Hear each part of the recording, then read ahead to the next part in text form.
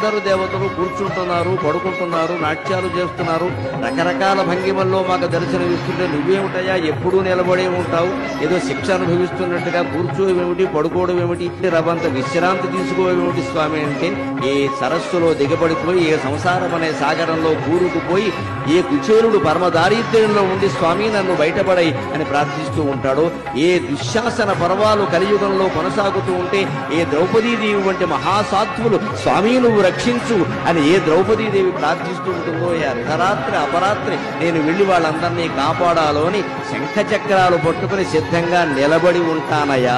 పడుకుంటే లేచి బయలుదేరడం కష్టం కదా, ఎవరికైనా దేవుడికైనా. ఎవరో మేలుకొలుపు పాడాలి, సుప్రభాతం పాడాలి, లేవాలి, బయలుదేరాలి. అంతకంటే నిలబడి సిద్ధంగా ఆయుధాలతో సహా ఉంటే వెళ్లి కాపాడొచ్చును కదా అని నిలబడి ఉంటానయ్యా అనే సమాధానాన్ని స్వామి నా మనస్సులో స్ఫురింపజేశారు శ్రీ వెంకటేశ్వర.